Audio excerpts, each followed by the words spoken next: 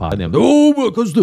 Bez galīgs loks esi. Klienti mēdz raudāt sarunas laikā. Viņi nāk un prasa atpakaļ savu naudu. Un piedzerās tur trešdienas vakarā. Neviens ar tevi neauklēsies, lai tu sasniegtu. Čau! Šodien izstāstīšu, kā pēdējo 3 mēnešu laikā lielākajā B2C pārdošanas treniņu kompānijā es kā kontraktors, jeb kā closers, ienesu $350,000 un 11 lietas, ko es nezināju, iemācījos un apguvu, un ar kurām gribēšu padalīties tev. Lecam iekšā. Pirmais jautājums, kas tāds ir Jeremy Miners? Ja pameklēt internetā, viņš ir 45. augstāk apmaksātais pārdevējs bijis norankots kaut kādā gadā, kad viņš tur nopelnīja miljonus no 108 miljoniem cilvēku. Viņš bija 45. sarakstā pēc savas algas. Uz doto brīdi vada vadošo B2C pārdošanas treniņu kompāniju pasaulē, un jau gandrīz ir apmācījis 500,000 cilvēku. Atstāšu arī linku uz viņa YouTube kanālu lejā aprakstā, tā kā varēs apskatīties. Maziņš pre-storijas, kā es vispār tur nonācu, principā pēc sadarbības ar vienā citā biznesā, kurš palīdzēja viņam audzēt, kurš principā palīdzēja, piedalījos, protams, nebija vienīgais, jā. Cilvēks, kurš palīdzēja nodubultot uzņēmumu ienākumus. Es tajā brīdī, kad es aizgāju jau prom, es sapratu, viena doma griezās manā prātā, no kuras nevarēju vienkārši tikt vaļā. Jo darbojoties ar šo iepriekšējo uzņēmumu, es pieņemu darbā vienu puisi, viņa vārds ir Džons, viņš ir joprojām bija un joprojām ir no Īrijas. Un 2024. gada janvārī mēs viņu pieņemu darbā, es viņu apmācīju pārdot un arī devu iespēju viņam vadīt tikšanās ar klientiem no Eiropas. Un dēļ tā, kad viņš nevarēja noslēgt darījumus, viņš atrada labāku vietu, kur darboties, attiecīgi Jeremy Minera komandā, viņš aizgāja uz turieni strādāt. Un strādājot tajā uzņēmumā, kur es vadīju šo pārdošanas komandu, viņš knapi spēja tur noslēgt pāris darījumus un iekasēt tur, no 500 līdz 1000 eiro no klientiem. Pēc pusgada viņš taisīja tur 30, 40, 50 tūkstoši. Vismaz tā viņš to slavināja internetā. Un es arī pārliecinājos, ka daļa no šiem rezultātiem arī bija patiesi. Un tad šajā pārējais brīdī man bija tāds... Es nevaru saprast, vai arī viens no diviem, ja? Vai tas produkts, ko mēs pārdevām tepat Latvijā uz Eiropu un uz āru, sūdīgs, angļu valodā to sauc par shitty vehicle, vai arī es pārdošanā neko nerubīju un iespējams es vienkārši nezinu, kā pārdot, un tāpēc es un mana komanda mēs nespējam noslēgt darījumus. Un tāpēc es uztaisīju tādu eksperimentu un vienkārši aizsūtīju pieteikumu, starp citu, par to, kā pieteikties un kā jāizskatās tavam CV aicinājumu kaut kur darboties. Tur ir savas nianses. Ja tev ir jautājumi par jebkādām no šīm lietām, tu vari noteikti rakstīt man patiešo tur Instagramā, LinkedInā. Bet turpinam šo stāstu. Tad es respektīvi pieteicos, nosūtīju savu pieteikumu, un viņi man noslēdz ar mani kontraktu, un mēs sākām darboties.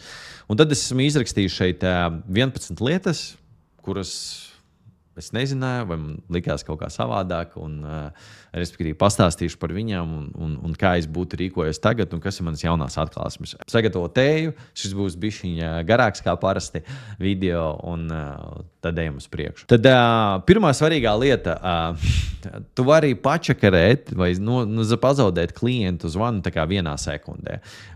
Respektīvi, kā jau jebkurā uzņēmumā, kad tikko atnāc darboties un kaut kur strādāt, tev neviens nedod uzreiz labākos, foršākos, karstākos klientus, lai tu varētu noslēgt darījumus par miljoniem. Tev datubāze ar klientiem vienkārši zvana tur veciem klientiem. Un šī metodoloģija, ko Jeremijs māca, viņa balstās arī daudz uz tonalitāti, pa ko es vispār nebiju kam pievērsis uzmanību savā visā tur karjerā. Un tāpēc man likās, tie vārdi, kurus tu man tad saki, kas man jāsaka klientam, izklausās vienkārši, atkal sakot, debīli. Es vienkārši tā nerunāšu. Un tad es sāku zvanīt, savā tajā stilā, caur savu to lielo motivāciju un disciplīnu. Protams, ka es tur vienkārši taisīju bombiju, taisīju zvanus, klients nepacēla, tātad klients loks tur un tā tālāk. Ja?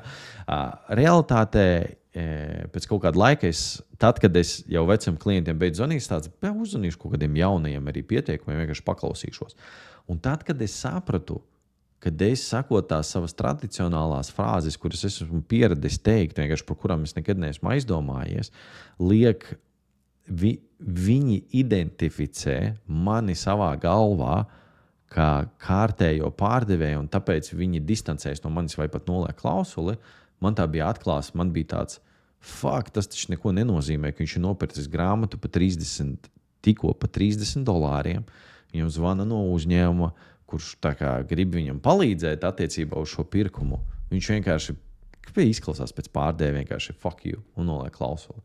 Un tajā brīdī es sāku novērtēt, sāku eksperimentēt, labi, man jāpamēģina tomēr kaut ko izdarīt ar tonalitāti. Un tad, kad es sāku viņu pielietot apzināti, es sadzirdēju, kā klienti manī ieklausās. Gribi pārdot uz štatiem, apgūst tonalitāti un arī es pieņemu, ka drīz arī Latvijā šis tirgus arī mainīsies, un tas būs ļoti svarīgi. Otrais punkts. 90% darījumi šajā segmentē B2C, kur tu pārdod pat tiešo patērētājiem, tiek noslēgti ar līdzfinansētāju sadarbības palīdzību. Vai jebšu viņu maksājumi tiek dalīti. Respektīvi, ar savu iepriekšējo biznesa partneri mēs tur darbojāmies, gājām cauri kaut kādiem treniņiem, tur urbāmies kaut kādās debilās tabulās, kur mēs mēģinājām saprast, kā tad tur mums labāk pārdot, kā mēs varam izdarīt tā, lai pārdot kā tie čaļi štatos, lai mēs pēc iespējas vairāk varētu, lai mēs varētu vairāk pelnīt, kāpēc mums neizdodas savākt tik daudz naudas, kāpēc klienti mums tik maksā un tā tālāk. Vienkārši atbilde ir tāda, ka viņi tik maz, un tas jautājums bija tāds, kāpēc mēs nespējam savākt tik daudz naudas upfront, lai klients uzreiz samaksā uzreiz, lai visas mārketinga aktivitātes un viss pārējais atmaksātos, un lai viss tas būtu profitabli, nevis zaudējuši pašā sākumā. Tā atbilde ir tāda, ka tie darījumi notiek ar līdzfinansētāju palīdzību.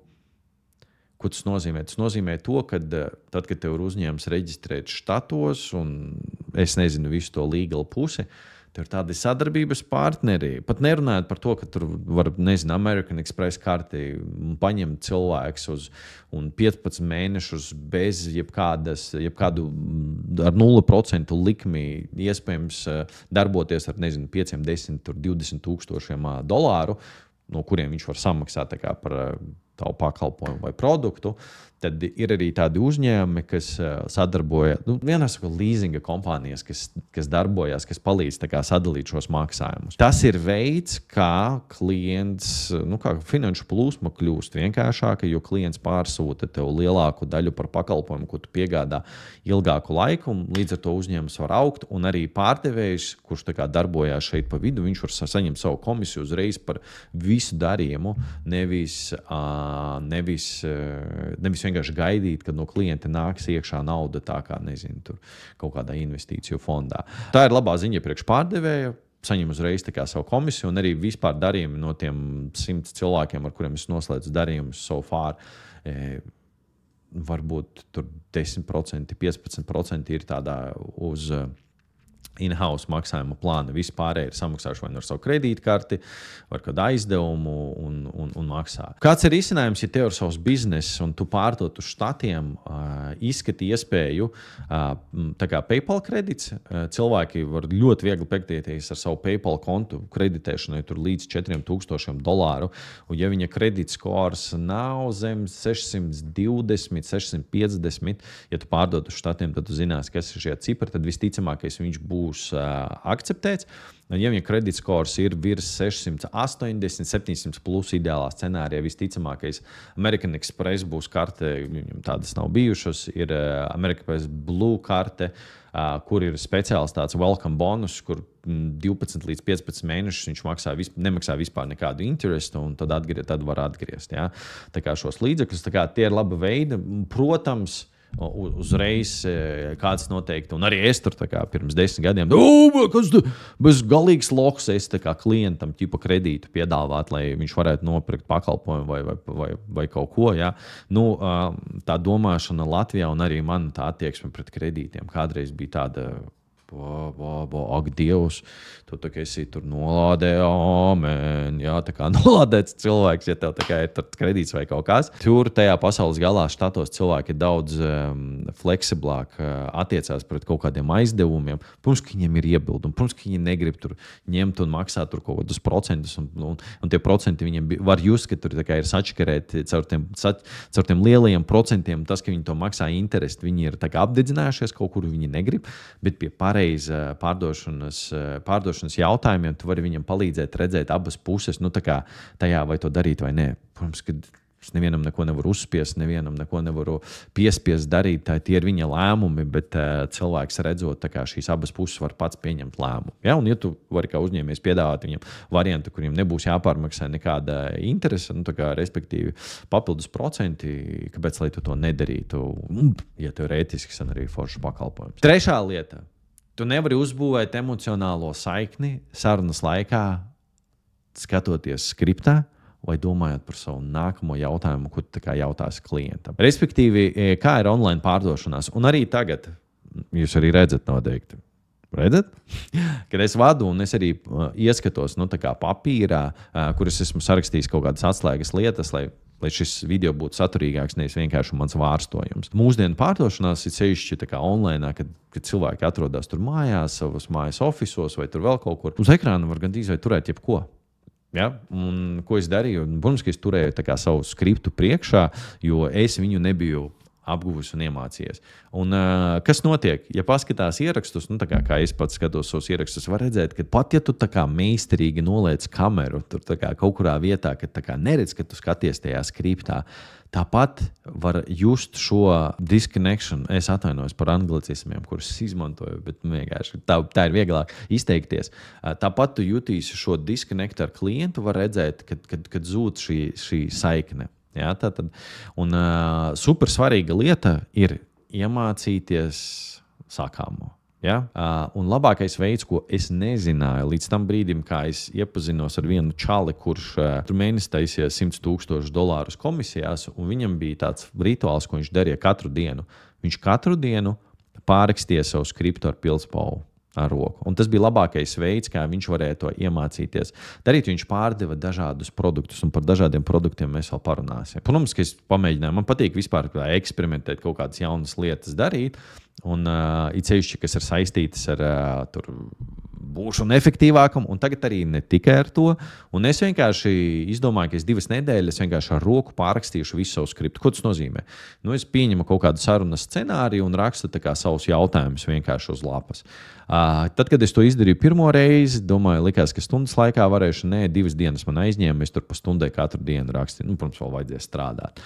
Un tad tas viss gāja ātrāk un ātrāk un ātrāk, un es laikam pat 2 nedēļas neizvilku rakstot to skriptu, bet tad, kad es jau biju tur kaut kādas dienas 7 vai 10 rakstījis to skriptu, es ar aizvērtām acīm varēju vienkārši izstāstīt. Es varu aizvērt acis, un vēl šobaldu dienu es varu izstāstīt tā, reku ir pirmā fāze 3 jautājumi, pēc tam šitā, pēc tam šitā, pēc tam šitā. Un tas tik ļoti atvieglo to dzīvi, ka tu klausies to, ko klients saka, un tev jau galvā ir tāda shortcut, ka tu vari iet te vai vari iet tur. 4. lieta. Klients tev nestāsta patiesību, jo tu izklausies pēc pārdevēja, tu viņu triggerē, un viņam ir sajūta, ka tu vērtē viņu. Es esmu teicis debīlas frāzes savās pārdošanas sarunās. Es arī esmu mācījis šīs frāzes saviem pārdevējiem, mūsu klientiem un tā tālāk. Jo es nesapratu, kādu impaktu šie vārdi var radīt sarunas laikā. Un vienā no pārdošanas programmām mēs samaksājām toreiz ar partneri kaut kādiem 25,000 pa gadu. Mums mācīja sarunu uzsākt tā. Tad, kad tu jau esi iesācis sarunu, Klau, protams, mēs ar tevi aprunāsimies, es tev uzdošu kaut kādus tur jautājumus, un tu arī man varēsi uzdot jautājumus, un tad, ja izskatīsies, ka mums ir pa ceļam, tad mēs varēsim runāt par darījumu noslēgšanu vai par sadarbības iespējām. Kas liekas normāls jautājums, bet ja tā aizdomāties bišķi vairāk par šo jautājumu, viņš nav normāls. Un kāpēc tā nav? Tāpēc, kad es pasakot šos vārdus, radu spriedzi un stresu, kaut vai tajā pasakot, ka tad mēs runāsim par sadarbības iespējām vai par darījumu. Klientam šādi vārdi cieši sākumā var viņu distancēt no tevis. Un es uzlieku kaut kādu reglamentu mūsu tikšanās reizei striktu, kuram ir jāpieturās. Un tas arī liekas nedaudz, paceļ noteikti es teiktu temperatūru šai sarunai, kas pilnīgi nav vajadzīga. Man vajag, lai klients atslābst sarunas laikā, lai viņš var atvērties. Ja? Un realitātē, kas ir jāizdara? Vajag atbruņot klientu, ir jābūt draudzīgam. Es vēl aizmirsu izstāstīt par to, cik es nopietni gribēju būt vienmēr sarunas laikā un kā es gaidīju, kad būs iebildumi, jo es esmu samācījies, kā šos iebildumus apstrādāt. Jo, atkal, kāpēc man bija tā vēlme apstrādāt iebildumus? Jo ir pārdošanas guru un treneri, kas tevi apmāca, kā būt meistaram iebildumu pārvarēšanā, un ka tā ir svarīgākā lieta, lai tu varētu noslēgt darījumus. Realitātē, viss ir tā, kā tu pats ieceri, ja? Un tas viss radīja pamatīgu stresu ne tikai klientam sarunas laikā, bet es pats iekšā biju tāds, tā kā kokains, es gāju iekšā kaut kādā faitētajā sarunā, un tas nebija krūti. Realitātē klientu vajag apbruņot, ir frāzes, lai tu vari pajokot, lai viņš pasmaida, lai viņš justos saprasts, uzdot viņam jautājumus, lai viņš varētu atvērties. Es agrāk nevarēju saprast, kāpēc klienti neatbild uz jautājumu, vai kāpēc viņi paliek virspusīgi. Un pat tad, kad es viņam tur prasu papildus jautājumus, viņš tāpat cīnās. Tas iemesls ir tāds, iemesli ir to sarunas sākumā. Ko es izdarīju, kāpēc viņš ir tik aizvērts. Un es agrāk to nesapratu. Tāpēc ir jāmācās atbruņošanas tehnikas, mācies atbruņošanas tehnikas. Iemācies veidus, kā likt pasmaidīt klientam. Un dažreiz arī ir jautājumi jāuzdod tādi, kur nemaz negribās smaidīt, un klienti mēdz raudāt sarunas laikās arī, un tas ir normāli. Bet tu to dari klienta labā, un tu nevari viņam neko uzspiest, bet ja tu neuzdoši šos jautājumus, un ja tu nespēsi radīt šo vidi, tik forši šīs sarunas laikā, viņš neatvērsies, paliks virspusējs, saucās flight mode. Un 5. lieta, neviens ar tevi neauklēsies, lai tu sasniegtu rezultātus. Ja tu strādāsi tur kā closers, kontraktors kādā uzņēmumā. Ko es ar to domāju? Es visā savā karjeras dzīvē uzņēmumos, kur es esmu vadījis pārdošanas komandas, Dievs, kā es esmu auklējies ar visiem cilvēkiem. Kādreiz kaut kad vairāk, kaut kad mazāk, bet kopumā emocionālā ziņā man ļoti rūpējas par to, kur ir komanda, kādi ir rezultāti. Un es esmu bijis gan agresīvs, gan laikam agresīvs un pieprasošs un tāds direktīvs nekā tur saprotošs. Un, protams, kad esot daļai no lielākās B2C pārdošanas komandas pasaulē, viens no labākajām pārdošanas komandām pasaulē, man likās, ka es sagaidīšu kaut kādu līmeņa standartu, bet tas standarts ir pavisam otrpusējs, ka katrs ir atbildīgs pats par sevi, neviens neampelēsies ar tevi, tu esi pats par sevi. Es nezinu, vai tā ir vispār štatu prakse, vai tas ir tā kā tad, kad tu esi remotely. Respektīvi, tas, kas man palīdzēja, protams, bija disciplīna, tā kā vismaz sāku ar to, es gāju ar disciplīnu, bet, protams, man ir pilnīgi skaidrs, kā ir jāpārdod, kādi procesi ir jāuzlabo, ņemot vērā to, ka es arī ar savu uzņēmumu konsultēju un trenēju pārdevējus, un esmu jau uztrenējis simtiem pārdevēju. Es vienkārši zināju to, ko es daru, caur kaut kādām darbībām arī gāju uz rezultātiem, jo man bija skaidrs rutīnas, kas man bija jādara. Man nebija tā, ka es tur planētu kaut kur apkārt, jo es redzēju arī citus cilvēkus, visus, kas tika rekrutēti un nāca iekšā uzņēmumā, 95% no viņiem te vairs nav. Tajā uzņēmumā vairs nav, neskatoties uz to, ka viņiem ir labākā pārdošanas skola, nav procesu un lietu, kas palīdzētu šiem cilvēkiem adaptēties. Pašsaprotama lieta ir arī tāda, ka viss tas augšējais gals ar pārdevējiem, top 5, arī kuru sarakstā esmu uz doto brīdi, viņi visi ir investējuši savās pārdošanas apmācībās. Ko tas nozīmē? Viņi ir iztērējuši vismaz 5, 10, 20, 30, cik kas ir varējis. Kaut kādā mindset coachā, performance coachā, sales coachā. Viņiem visiem ir treneri, kas palīdz viņiem būt labākiem. Numur 6.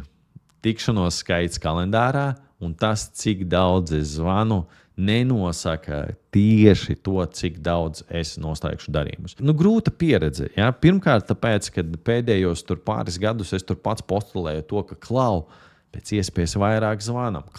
Jo vairāk tev tikšanos kalendārā, jo efektīvāks tu esi, jo vairāk darījumus tu vari noslēgt. Matemātiski, jā, lineāri domājot, jā, bet izejot cauri arī pašam šo otru pusi, tu neieskaiti tādas lietas par to, kā tu jūties tajā 8. tikšanās vai 10. tikšanās reizē.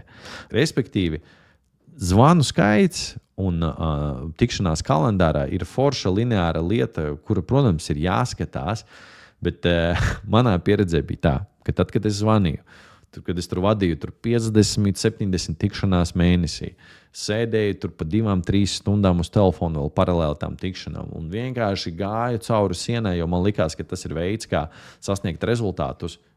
Es vienkārši ģenerēju uz pusi mazāk nekā tad, kad es sapratu, ka mana labsajūta ir svarīgākā lieta. Un tas, cik kvalitatīvi es varu aizvadīt šo sarunu. Un ko es izdarīju? Es vienkārši nogriezu vispār tikšanos skaitu, samazināju, bišķiņ pamācījos, darīju kaut ko citu, sāku tur coachingā iet, ja?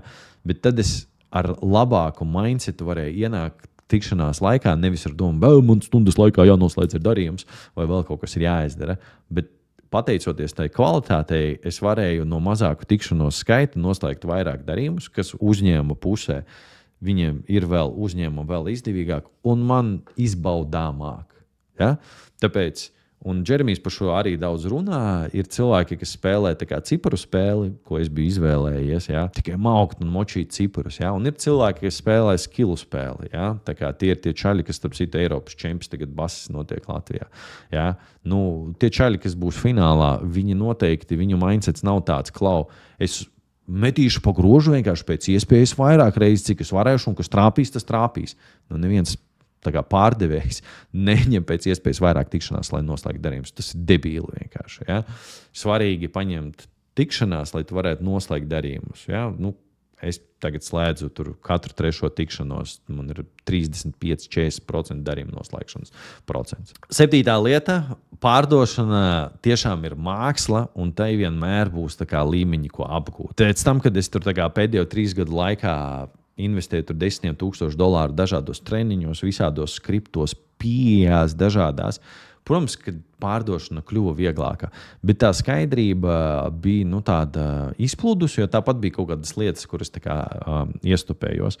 Un tā labā lieta, ko es apguvu pēdējā laikā, ir tas, ka tonalitātes nozīme, jo tu esi tik tālu noskaties šo video, tad tu arī redzēsi un sapratīsi, cik svarīgi ir tonalitāte. Starp citu, dēlu tagad ved uz dārziņu, ja, un pamēģiniet parunāt ar maziem bērniem, mainot tonalitāti. Tas arī strādā, tad, kad jūs baraties, jūs paceļat balsi, jā, tā kā var dzirdēt, bet es biju bērndārzā adaptācijas procesa laikā, un tur audzinātājs kaut ko ņemās un darās, un tikko es sāku runāt, mainīt tonalitāti, visi bērni, vienkārši 80% bērni uz manis skatījās, es biju vienkārši magnēts. Un tas arī strādā pārdošanas sarunās. Ir tāda lieta kā framings, identity framing, ko īstenībā Džeremijs ievies tajā laikā, kad es biju tur. Ļoti interesants veids, kā likt cilvēkam attālināties no identitātes, kurā viņš negrib būt un identificēt sevi ar sevis citu versiju, kas tev atvieglo vispār visu sarunas gaitu, ja viņš ir izvēlējies kādu no identitātēm. Tas ir tas, ko Džeremijs nemāca, tas, ko es pats esmu izpētījis, kad tu vari izveidot sarunas laikā emocionālo disonanci klientam. Arī neesmu psihologs, bet es esmu bijis pāris reizes pie psihologa. Viņš tev uzdot jautājumus, un tu tāds sēdi, un tu pie atklāsmītes tādas nonāc kaut kādas, un tev ir tāds wow, ķipa, es tagad darīšu, es nonācu līdz šādam secinājumam. Un tad jautājumi, lai radītu tādu emocionālo distanci klientam par to, ko viņš ir darījis pagātnē, vai kā viņš ir darījis, lai viņš pats to izaicina, un caur viņa kādu dzīves piemēru parādīt, ka tur viņš iespējams ir radījis nepareizi, tas rada tādu foršu šiftu sarunas laikā klientam, lai viņš veiktu kaut kādas izmaiņas savā dzīvē, pateicoties tam, ka viņš uz to ir tā paskatījies. Ja? Tas ir kaut kas tāds, ko es arī mācu saviem klientiem savā pārdošanas treniņu programmā. Iekšējā steidzamība, ja? Salīdzinot ar ārējo steidzināšanu. Ja? Tad kā tu vari klientu, kā mēs varam mēģināt noslēgt darījumus ar klientu. Var viņu piezvanīt, pateikt, Klau, man palika te pēdējā vieta, mums te ir akcija un tā tālāk. Ja, ja kāds vēl mūsdienās uz šo uzķerās, tad ir forši. Ja. Es domāju, arī Latvijā tur pēc gada neviens jau vairs neticēs šitām pasakām. Ja. Un tad, ja mēs saprotam to, ka sakot klientam, man ir pēdējā vieta, pēdējā vienība, ka tu vēl pie tam vēl dirst, tam visam paralēli, ja tas viss vairs nestrādā, tad kā mēs noslēdzam darījumu? Jo tagad štatos, ja tu kādam kaut kādu tādu muļķību pateiksi, tu vienkārši viņš pilnīgi aizslēgsies, tas cilvēks vai arī vienkārši vairs ar tevi nerunās, tad tā nākamais solis ir radīt iekšējo steidzamību, internal urgency tas saucās. Un kā tu vari to radīt?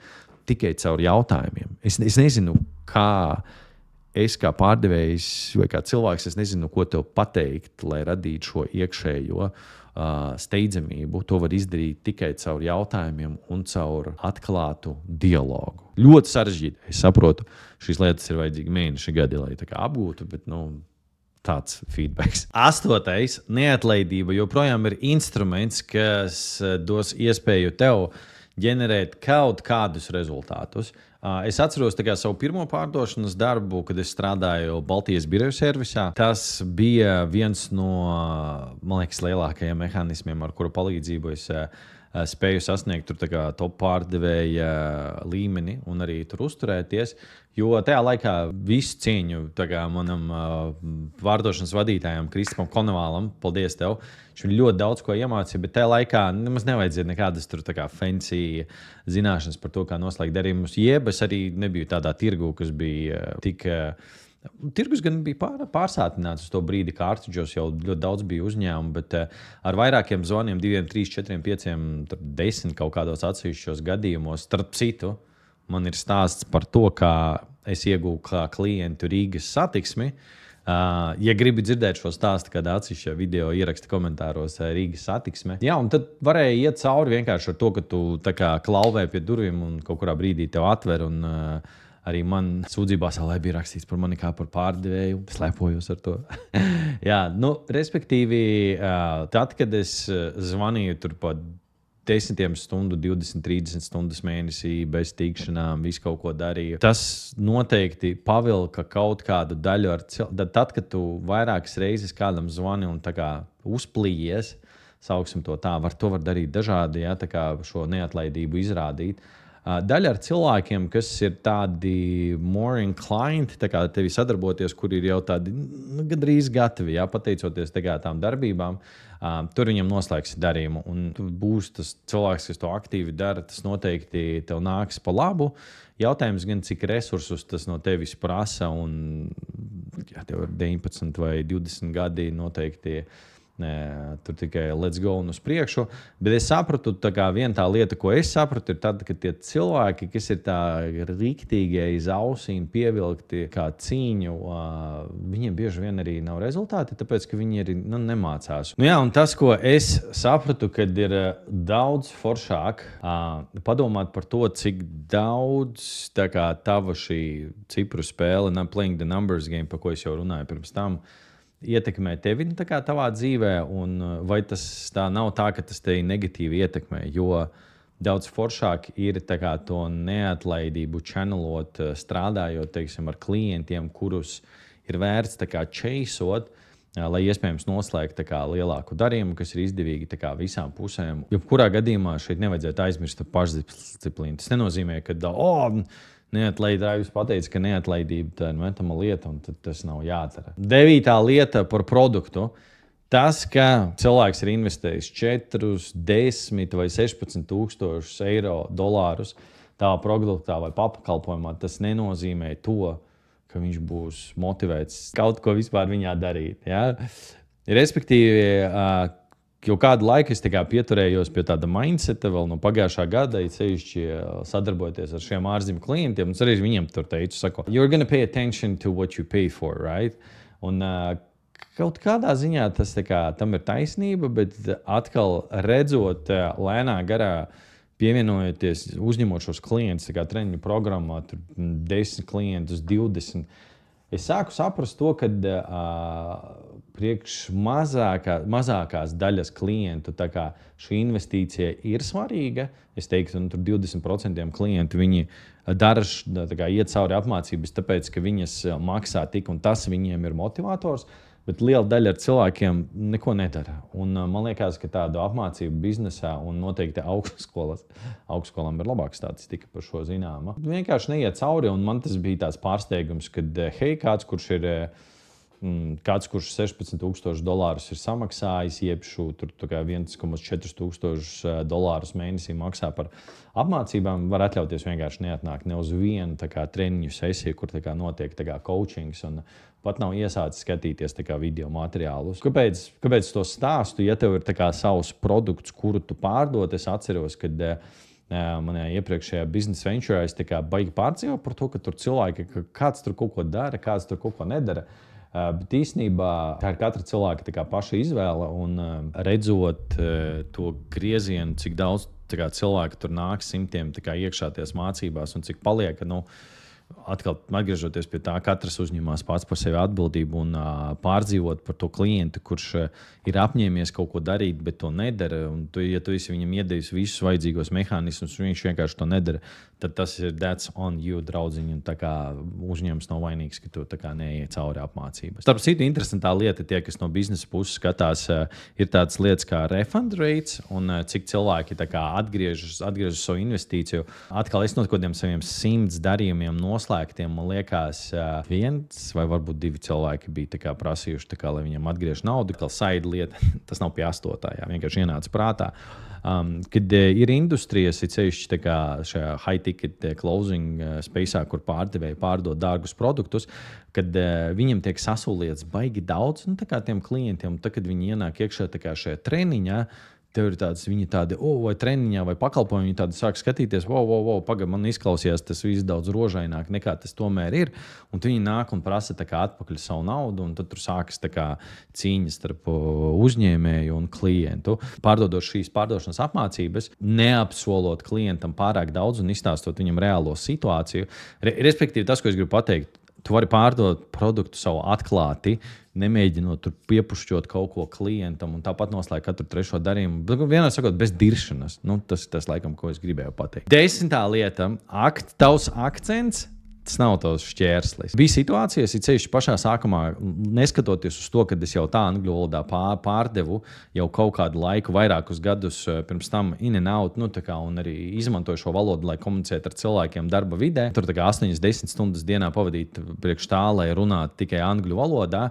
Nebija baigi patīkami tad, kad klients sarunas laikā saka, ka jau klau, davai, lai piezina kāds cits, es tevi nesaprotu.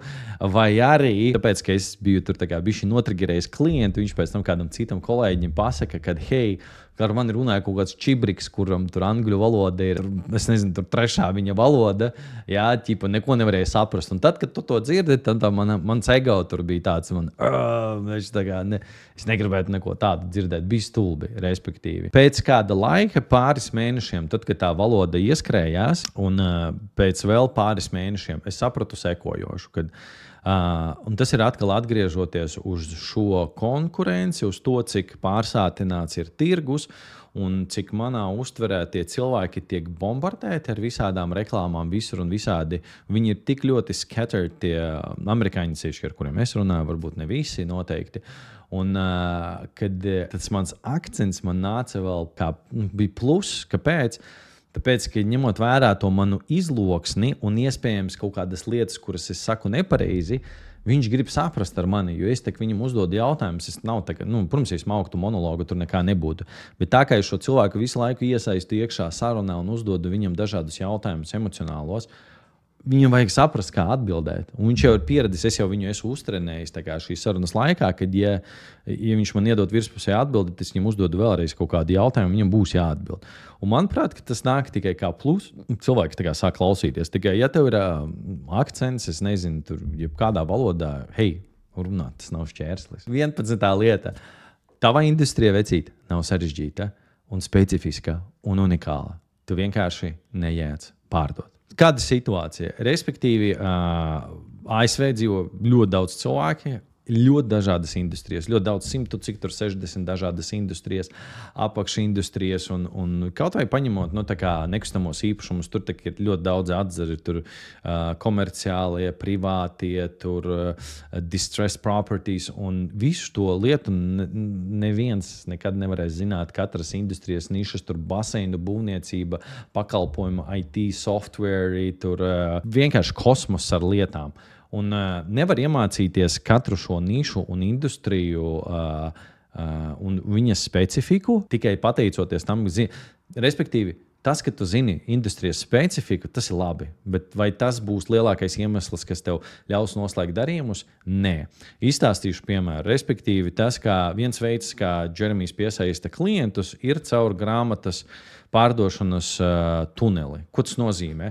Cilvēki redz viņu kaut kur Instagramā, reklāmās, organiskajā saturā, kas aicina viņus iegādāties grāmatu. Vai arī cilvēki vienkārši skatās, padziļināti mēģina kaut ko meklēt par viņu, un tad viņi tādi, hei, kāpēc lai es nenopirktu, izklausās kā sakarīgs pipars, vai es nenopirkšu $27 grāmatu no viņas, un man viņu vēl atsūtīs fiziski, visi tipa krūtu čotki, es to izdarīšu.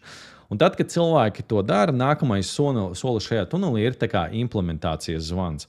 Respektīvi, šis zvans palīdz klientam salikt 1+1 ar to, ko darīt, kā es varu šo grāmatu izmantot savā industrijā. Jo lielākais iebildums ir kāds, vai šis strādās manā industrijā. Tāpat kā ļoti daudzos citos biznesos un pakalpojumos, kurus jūs pārdodat, es nezinu, tur kāds SEO, mārketings, reklāmas. Es esmu pārliecināts, ka, ja tu tirgo pakalpojumu, tad tavi klienti kaut ko līdzīgu te ir teikuši. Nu, lūk. Un tad cilvēki nāk šo implementācijas zvanu, un labākais veids, kā es viņiem parādu to, kā viņi var būt labāki, ir reāli parādot, kā jārunā, ir pareizi. Viņš atnāk, pasaka, mans izaicinājums ir tāds, man tāda sajūta, ka cilvēki tur, es nevaru apstrādāt šādu iebildumu. Man cilvēki tur vēl garumā darījumus iet ārā, saka, ka ir padomāt. Es saku, nu labi, kā tev liekas, kur situācija notiek? Viņi pasaka situāciju, un tad mēs izspēlējam lomu spēli. Es esmu klients, viņš ir pārdevējs, mēs izspēlējam lomu spēli, un tad es samainos tajā pašā brīdī bez sagatavošanās, un es viņām parādu, kā ir jānoslēdz darījums viņa industrijā, kā ir jāuzdod labāk jautājumu, lai tiktu pāri šim izaicinājumam. Un tad, kad cilvēks redz, ka kāds var parādīt viņam kaut ko tādu, ko viņš nezina, ko viņš parāda, kā viņš var tikt vaļā no kaut kādas mazās problēmas viņa dzīvē, viņš ir ieinteresēts runāt jau par kaut kādu tālāku sadarbību. Reāli pārzinot sarunas struktūru, un kad es saku struktūru, zinot tādus svarīgus blokus, kā sākt sarunu, kā atrast problēmu, kā uzzināt emocijas, saprast risinājumus un saprast, ko viņš grib, kā viņu grib un kā likt klientam saprast viņa bezdarbības sekas. Tas ir tas viss, kas ir vajadzīgs. Protams, ka tas izklausās vienkārši. Tas nav vienkārši, ir jāapgūst pārdošanas stratēģija. Bet tad, kad tas ir zināms, man ir jāzina 2-3 lietas, varbūt kaut kādi specifiski vārdi no industrijas, un es spēšu novadīt sarunu labāk nekā 99% pārdevēji, kas jau ir iekšā šajā industrijā. Jā, es nevarēšu runāt par specifiskām, nevarēšu tur specifisku mikro detaļiņu atšķirību izstāstīt tur lidmašīnā, fotoaparātā vai vēl kaut kamā. Jā, bet kas ir otra daļa no sarunas? Ir 80% no sarunas ir cilvēciskā puse. Un pārzinot šo, var pārdot jebkuram cilvēkam, var palīdzēt viņam pārdot jebkurā industrijā, tāpēc, ka cilvēki pārdod cilvēkiem. Un tas ir mega svarīga lieta šo apzināties, un īpaši kā pārdevējiem kā tādam, ka tad, kad tu investē savās apmācībās pārdošanas, vai varbūt tev ir labs priekšnieks, viņš tev sponsorē tās apmācības, tas nav tāpēc, lai tu iemācītos pārdot tikai šeit, tas ir tāpēc, lai tu iemācītos, ja tu sapratīsi, protams, konceptus, protams, ja apmācības būs labas, tad tas tev tā kā lifetime ieguvums ir. Pēdējā bonusa lieta. Vehicle matters, respektīvi tas, kur tu strādā, kādā kompānijā vai priekš kā tu tirgo, ir ļoti svarīgi. Kāpēc es to saku? Tāpēc, ka man ir 15 gadu pieredze. Es esmu darbojies gan kā pārdevējs vairākos uzņēmumos, vadījis, uzņēmējs, esmu bijis, tad atkal bijis partneris. Visu kaut ko esmu darījis. Un ņemot vērā mūsdienu laikus, un šo svarīgi dzirdēt būtu jebkuram pārdevējam, kad tu vari būt ļoti labs pārdevējs, bet tu vari būt sūdīgā kompānijā. Ticamākais arī esot tajā sūdīgajā kompānijā, arī tavas skills būs limitēts, cik tālu tu varēsi nonākt. Bet Latvijā pārdevējus, tur, ko es esmu pats redzējis, līdz 5,000 esmu redzējis, ka cilvēki reāli pelna, esot labākajiem šajā kompānijā. Tā lieta, par ko tev vajadzētu aizdomāties, ir, kur es esmu. Jautājumi, kas būtu jāuzdod tā. Vai šajā uzņēmumā, kurā es strādāju, ir vēl kāds cits cilvēks, kurš pelna tik, cik es gribētu pelnīt? Ja? Jo, ja tāda cilvēka nav, tad es esmu pārliecināts, ka es nesaku, ka tas nav iespējams. Ja? Tev vienkārši vajadzēs močīt, un tas būs ilgāk, un uzņēmumam būs jāaug līdzi kopā ar tevi, tavu progresu, tu būsi viņu flagmanis, tu būsi viņu celmlauzis, leduslauzis, kas viņu nesīs uz priekšu, šo uzņēmumu progresēs, un tur būs daudzas problēmas, izaicinājumi, varbūt arī nebūs, ja? Tas būs noteikti sarežģītāk nekā, ja tu zini, kad tev ir citi kolēģi, kas pelna tik naudas, cik tu gribi, vai 2, 3, 4 reizes vairāk. Jo ir vienkāršā matemātika. Pieņemsim, kad uzņēmums tur apgroza, pelna, ienes tur $100,000 mēnesī vai eiro. Runāsim par eiro. Ja? Un, ja tu saņem no tā kaut kādu savu procentu uzņēmumu ar 2 pārdevēju, kurš, viens taisa 60,000, otrs 40, tad, lai jūs, kā uzņēmums, varētu dubultot vai trīskāršot savus rezultātus, tur būs ir vajadzīgs pamatīgs izrāviens šajā uzņēmēja darbībā. Salīdzinot ar uzņēmumu, kur, piemēram, kurš jau apgroza un pelna 2-3 miljonus, un kur jau ir pārdevēji, kas ienes 200, 300, 400, un varbūt pat 600,000 mēnesī, tad cik viņi pelna un cik vieglāk to būs sasniegt? Un pats svarīgākais, protams, ja nauda ir fokus, jā, cik mazāk tev laika būs jāpatērē, lai saprastu, kas ir tās strādājošās tehnikas, kas tieši ir jādara, lai varētu ģenerēt tieši tādu rezultātu. Tāpēc es arī pats personīgi esmu palīdzējis pāris cilvēkiem atrast iespēju no ārpus ASV strādāt labās kompānijās, kuras jau apgroza kaut kādus ciparus, lai viņi varētu pelnīt 2, 3, 4, 5, 6 vai pat 10 reizes vairāk nekā viņi pelnīja tepat Latvijā. Tā ir noteikti lieta, par ko aizdomāties arī tev. Starp citu, ja tev ir vajadzīga arī palīdzība šajā jautājumā, droši LinkedInā vai Instagramā uzraksti man, un mēs varam vienkārši satikties par to aprunāties, domāju, Zoomā. Un tad, rezumējot visu šo un atbildot uz manu sākot no hipotēzi, ar kuru es iestartēju šo eksperimentu, par to, tad kas galu galā bija tā lielā problēma. Vai es neiemācēju pārdot, vai arī es biju nepiemērotā uzņēmumā, in a bad vehicle, lai ģenerētu peļņu. Starp citu, interesantā lieta, kad es kā kontraktors, kā closeris pēdējos 3 mēnešos biju ienesis tik daudz naudu, kā tur uzņēmums ar pārdošanas komandu, 20 cilvēku pārdošanas komandu, kur es vadīju. Tā kā es 3 mēnešus viens pats vairāk rezultātus ģenerēju. Un tā atbilde ir gaužām vienkārša, kad tas nebija tikai par maniem skilliem vai tikai par šo uzņēmumu kā tādu. Vienmēr tā patiesība ir kaut kur pa vidu.